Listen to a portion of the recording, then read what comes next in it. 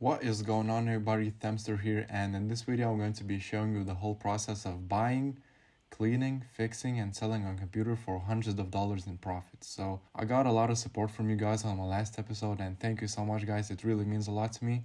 And I decided to make this into a series. So you can now find the playlist with all past or future episodes on my channel or in the description below. So without further ado, let's start. So this time I was just scrolling Facebook when in my local computer buy and sell group, this one listing caught my eye. It had really bad pictures and he only listed the specs. The PC that he was trying to sell has a Ryzen 5 5600X, which is a really good processor, and an RTX 3060. So I immediately messaged the seller and asked him how much he was looking to get. So he said 600, but 600 is too much for me because I know that at most I can probably get like $700 for this build. So I threw him a really lowball offer of $350 and he understandably said no way. So I asked more about a computer just to keep the conversation going there, and I knew that he needed money quick because he also said in the listing that he wants it sold quick. So I knew that my lowball offers could work here. So after we chatted for a bit, I just said straight up to him, I can buy today, right now, in about 30 minutes and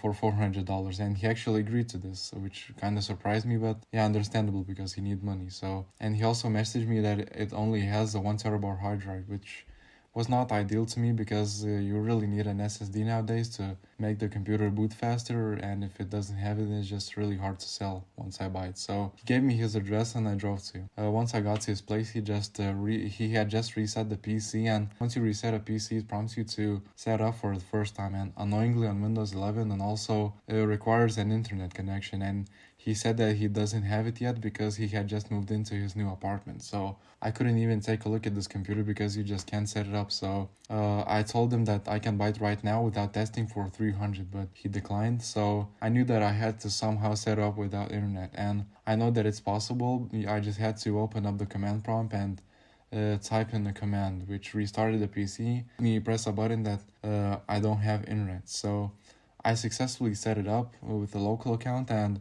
I also brought the USB flash drive with me that had a few benchmarking tools like Firmark and Cinebench. So I just ran Firmark for about 10 minutes, everything seemed fine. Also noticed that the computer had a really high quality motherboard and RAM, so it wasn't even that neglected as I thought. I saw it from the pictures. It was just a little bit dirty, but I knew that I could easily clean it. So also noticed that it had a 1 TB NVMe SSD, which is not a hard drive, so I mean, it's really good for me because I don't have to invest any more into the computer, hopefully. So after that, I just paid them the 400 and left. Once I got home, I plugged it in and tested it even more, and everything seemed flawless. The computer even had Wi-Fi and Bluetooth, but I'm not sure if it's missing these antennas on the back or not, just let me know. But I updated all the drivers and everything works perfectly. It runs games like Rust or CS2 great. The next day I started cleaning it, and as I said before, this PC is not really dirty, just a little bit dusty, and I think that it should be an easy job. So the first thing that I did was removing the graphics card. As you can see, it's really clean, like pretty much brand new.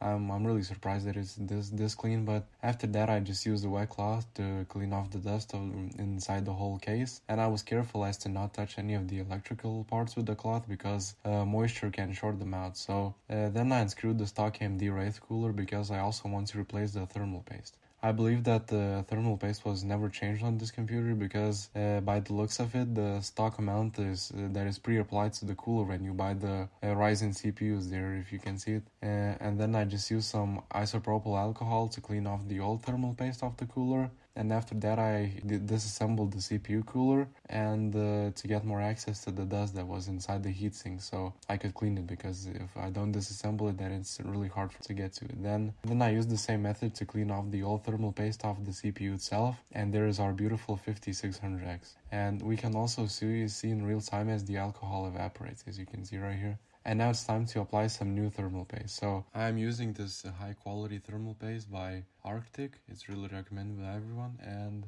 you need about a pea size amount. So I'm trying to apply about a pea size, as I said, and I'm doing just a little bit extra to make sure that it covers everything. And let me know in the comments if I did too much or too little. Screwed in the CPU cooler back in, and after that I just used the vacuum cleaner to suck up all those big chunks of dust that were hanging around the backside. Now it's time to clean the case fans. So I just used a wet cloth and a vacuum once again to clean them off.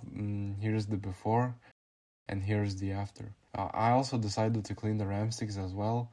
They were not too dirty or dusty, but I just wanted to do them. And there was a weird thing that I got confused with these RAM sticks, because this motherboard only has one of those clicky slot things. So I was confused, but I googled it, and some of them only have one. So that I reinstalled the GPU, and we were done with the inside of this build. And don't forget the power connector as well. Okay, so now for the most disgusting part of this build is cleaning this musty glass side panel. Like, I don't know if you can see it from this picture, but it was insanely dirty. Like, I don't know what this guy was touching it with, but yeah, so I just used some glass cleaner and a paper towel and just moved in circular motions and cleaned it, and it's looking really good right now. So, and it looks so good right now, like all clean, pretty much brand new, like, and now it's ready for its new owner. Also with the new thermal paste, we got CPU temperatures down by about 10 degrees, so I guess I didn't use too much. Now in this part of the video, I usually just take some pictures of the computer and list it for sale on sites like Facebook Marketplace or other classified websites, but